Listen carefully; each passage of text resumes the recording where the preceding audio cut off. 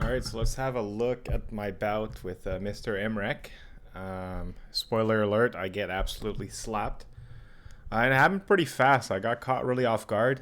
Sometimes it happens. And this was mid pool, right? I wasn't necessarily out or in, right? There's still more work to do, but sometimes you just take the loss and you got to move on with it. So we'll just go through it. Initially, honestly, I was a little cocky because I thought it would be easier, but he was really, really sharp during the pool. And I really think Mr. Sam Imrek is going places with all this experience he's getting. He's gonna pop off international soon.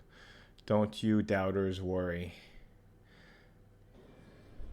I was about to start. I was thinking I was gonna stick around to his arm, and it sounds like he was thinking the same too.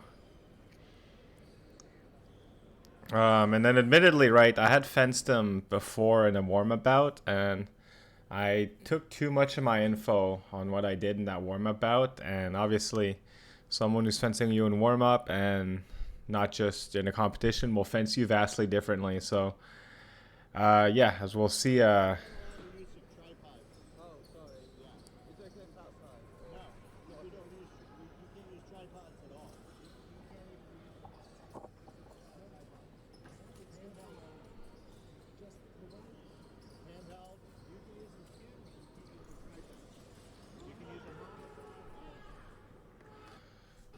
So, like this one, right? I wasn't really expecting this. Like, this was like honestly like feather soft.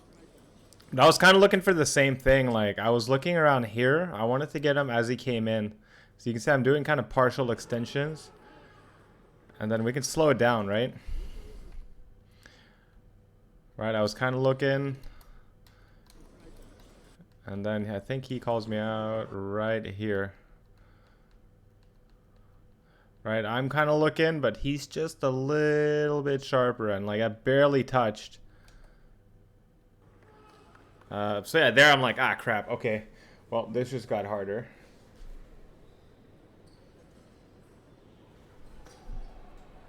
So now I'm going in for more pressure. Right, I'm thinking, all right, like I'm a pressure to let this little kid know who's boss, and then he instantly just. Originally, like I didn't think he hit or like he's whatever, but like it looks like it slid under, and hit me kind of like on the fat part of the sole, and then like obviously, Sam, like I have no animosity towards this guy. Of course not. Right, just like he's never been known to be a cheater, so I'll just like if he thinks he hit, I'm good with it. Just-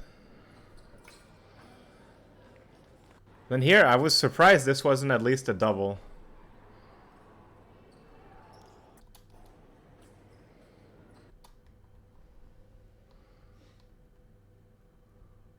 But I guess, yeah, I was a little late, so that'll happen. So yeah, a little, still a little cocky. Then here I'm already like, well, shit, I'm in a bit of a pickle.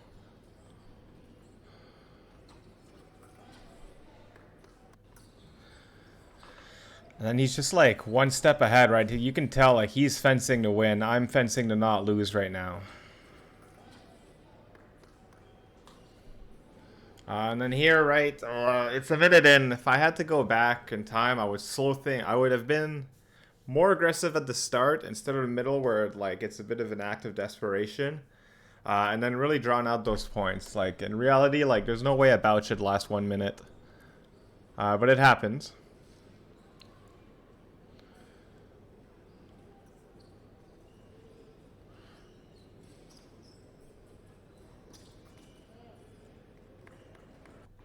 And then yeah, here I was just gonna try to surprise him. Clearly didn't work. This is actually a really cool move though.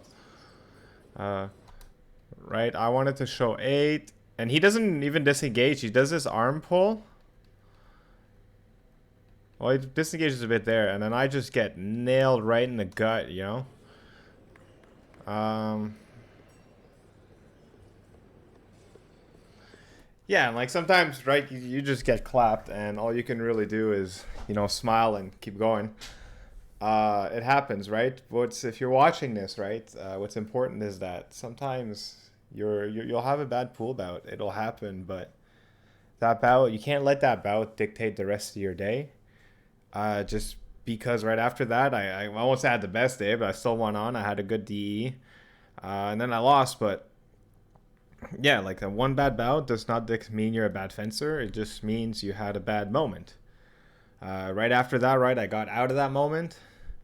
I didn't focus on what I did wrong. I focused on what I'm going to do next. So if you take away anything from this, right, getting a big fat donut, a big zero, just move forward and yeah, stay confident. And thanks for watching. Have a good day.